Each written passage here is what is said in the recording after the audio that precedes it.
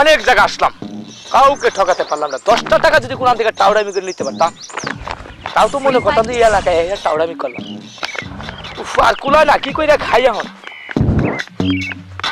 না, একটা সিগারেট খাই।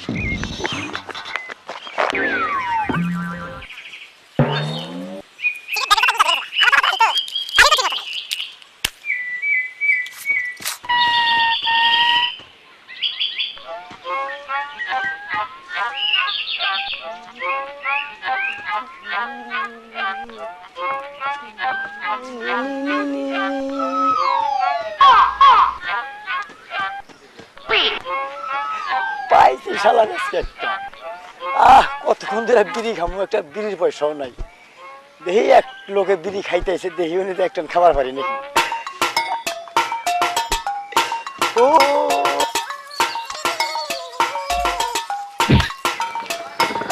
তুই পয়সা লই, তারপর ওই শালার বগলে যাই।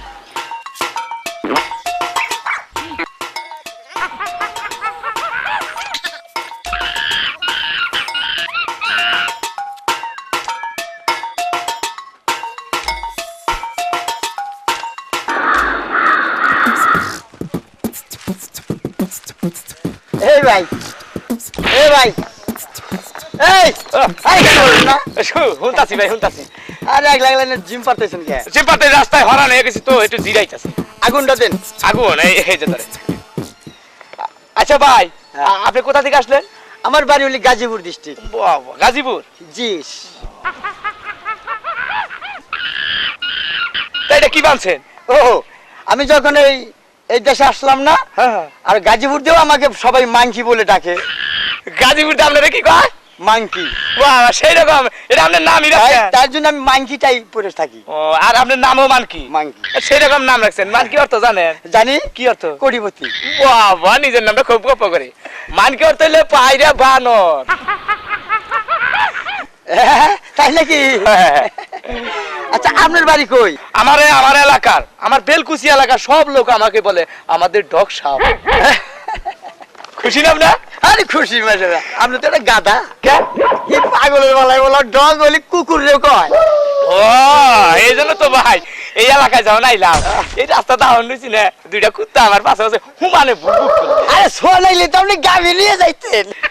আর জানেন আমাকে নামি দামি লোকের কি, আমি মনে করেন যে এখন বর্তমান ফুটপাতের ব্যবসা করি। তাহলে আপনি কি করেন? আমার কথা বাদ দেন, আমার নানান ধরনের ব্যবসা। মনে করেন যে আমার দাদার সাইডটা দুয়াতের কোম্পানি আছে, আর আমার বাবা করতো 420 ব্যবসা, আমি করি টাউডামির ব্যবসা। এই যে ভাই, আমার সিগারেট এই টুক্কা, আমার একটা সিগারেট দিলেন আর টাইলানা মুতা বানিয়ে এটা আমি খাবই না। আরে ভাই, আসল কথা কি জানেন, আমি করিলে ঠগামি ব্যবসা। ও, আমিও তো ঠগামি ব্যবসা। 4-5 দিন ধরে ঠকাবার পারতেছি না, বিড়ি খামো হে পয়সাটা নাই। ওই আপনার কাছে এখন একটু আগুন সাবান নিয়ে বিড়িটা খাইয়া দিচ্ছি। ও আচ্ছা, তাহলে তো বন্ধুই হইলাম আমরা। আপনি? আমিও তো মনে হয় তুই 2 নাম্বারই। মনে করেন যে আমি তো দিন আষ্টেক ধরে টাউটামি করাই না, দুইটাতে আসাল একটা সিগারেট দিলাম, তাতে আমি খাইলেন ঠগামি। তাই নাকি? বাবা রাহেল, তাহলে আমরা যাতে জাতি করে গেলাম গা। আচ্ছা, তাহলে একটা কাম করি। কি কাম করবেন? এই এলাকার একটা ভ্যানালা, আমি ওদের আর্টিকেল শুনছি, আর বউ কইতেছে যে মালের নিগা যাও, মানে দোকান করে, ওই ভ্যান নিয়ে 30-35 হাজার টাকার মাল আনবো। আমি মরমু, আপনি খালি কুয়ে বিলে লাস্টটা ভ্যান উড়াবেন। উড়ান তুরি আমার কাম। উড়ান তুরি কাম, যেন ফাঁকা জায়গায় যাবো না, ওই আপনি একটু প্রস্তাব করবার যাবেন। তারপরে টাকা ভ্যান মাইর জন্য কে হে বুদ্ধি আমার আছে। আচ্ছা রান। ও বাবা, আমি ঠকামি করে দেখেন ধরা পড়েন না। না না, আমি কোনদিন ধরাবেন না। আমি ধরা পড়ে বহু মার খেয়েছি। অভ্যাস আছে।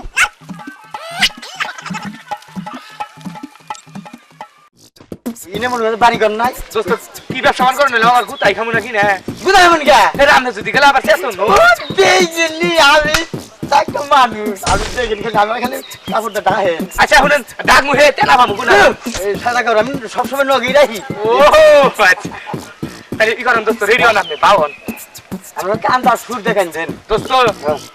ভালো করে বলেন, কইলে আবার চেত নইন না। দূর দেখেন জানি না।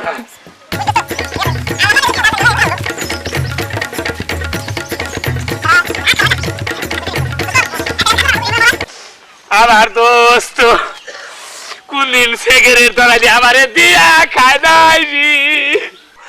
আমি কোনেই পামুরি দোস্ত হয় কি হয় বন্ধু রে বাবা রাহেন কেন বাপ করেন আপনি বাবা কইলে ওটা কান্দার সিরিয়াল এবারে ও, বুঝেন না কে আচ্ছা। উড়েন কে বা উরে আমার দোস্ত রে আরে আইরে দোস্ত আছিল রে আমার সোনার লাগার দোস্ত আসার গো আমার দোস্ত কোনদিন রাত গইসা ভাত খাই নাই উরে আমি এখন কার কাছে যামু রে উ দোস্ত ও এই যে বেনালা রাইট আছে একবারে আরে শেষ বিদায়ে দোস্তরে বাতাস দিয়া দিলাম রে ওরে দোস্ত রে মা ভাই দোস্ত এ রান্নে কান্নে কি আমনে কান্নে যাবো ওরে দোস্ত